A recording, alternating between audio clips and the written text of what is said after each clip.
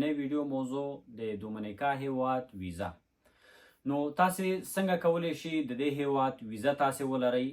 نو کوم اسنادو ته ضرورت ده؟ آیا افغانان کولی شي چې د دومینیکا هیواد ویزا واخلي؟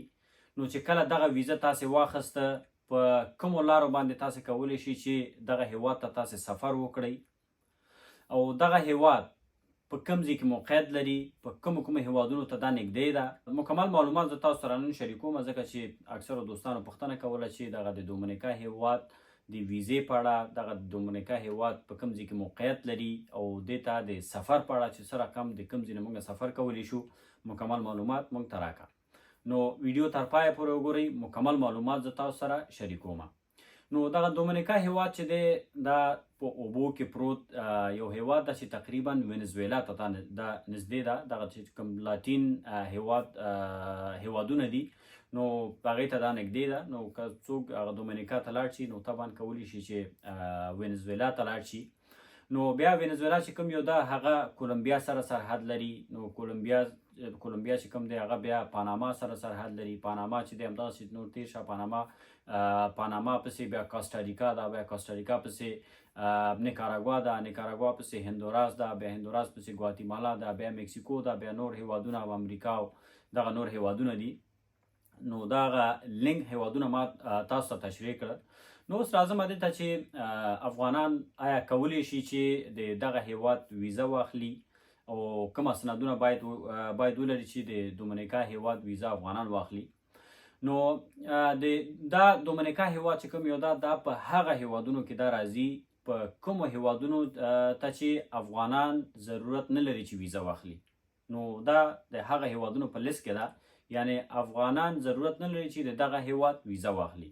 یعنی بغیر د ویزې څخه کولی شي افغانان دغه هیواد ته سفر وکړي، یوازې ټکټ ته ضرورت ده. نو بعض یو لړ اسنادونه دي چې باید تاسې هغه اسنادونه تاسې ولرئ. بیا هغې نه وروسته بیا تاسې کولی شئ چې دغه هیواد ته تاسې سفر وکړئ. نو هغه اسنادونه کوم اسنادونه دي؟ نو لومړی خو پاسپورټ ضروري ده چې باید تاسې پاسپورټ ولرئ. هوټل بوکینګ ضروري ده، باید تاسې په دومینیکا هیواد کې کوم یو هوټل باید تاسې بوک کړی واوسي. او شپږ میاشتنۍ بیمه ضروري ده. نو دغه درې ډاکومنټ ضروري دي: پاسپورټ، هوټل بوکینګ او شپږ میاشتنۍ بیمه. نو دا چې دا هوټل بوکینګ تاسې څه رقم کوئ، تاسې کولی شئ چې booking.com ته تاسې ورشئ. نو لینک یې الریډي زما همدغه ویډیو په ډسکرپشن کې موجوده ده. نو تاسې کولی شئ په booking.com ته تاسې لاړ شئ، هلته دومینیکا هیواد تاسې انتخاب کړئ، هلته یو هوټل تاسې بوک کړئ. نو فری ډول تاسې بوک کولی شئ. نو هلته پیسو ته ضرورت نشته. نو دغه بیمه چې تاسې شپږ میاشتنۍ دا هم فری ډول تاسې اخیستلی شئ شپږ میاشتنۍ. نو پاسپورټ، هوټل بوکینګ او شپږ میاشتنۍ بیمه. نو چې کله دغه ډاکومنټ تاسې هر څه تاسې ولرئ، بیا تاسې کولی شئ چې ټکټ واخلئ. اوس راځو دې ته چې آیا په کومه لاره وجود لري که نه، چې تاسې کوم ډول تاسې کولی شئ چې دومینیکا هیواد ته تاسې چې ټکټ هم واخیسته چې تاسې هلته لاړ شئ. نو مختلف لارې وجود لري. نو د کوم هیوادونو څخه به تاسې کولی شئ چې سفر وکړئ. نو چې کله تاسې ټکټ واخیسته نو تاسې کولی شئ چې د افغانستان دغه فلایټونو، زه دغه تاسو ته وایم چې هغه مسیر چې په کوم فلایټونو باندې تاسې تللی شئ، کوم هیوادونو کې ټرانزیټ ده. نو تاسې کولی شئ افغانستان دوبۍ، جرمني دومینیکا، افغانستان دوبۍ ټورنټو بیا دومینیکا. نو بعضې هلکان به وایي چې یوازې زه ټورنټو ته لاړم بیا دومینیکا کې بیا څه کوم. خو واقعا مشکلات موجود دي، ځکه چې تاسې یو ځل افغانستان، بیا افغانستان عرب امارات، بیا عرب امارات بیا ټورنټو، بیا ورپسې چې کوم جرمني بیا دومینیکا. نو هغه ټرانزیټي دغه ویزې چې دي افغانانو ته واقعا دا مشکل دي. او بل چې کوم یو ده افغانستان دوبۍ سانډیاګو چې ده په کالیفورنیا کې ده، یعنې امریکا، ټرانزیټ په امریکا کې ده، بیا دومینیکا.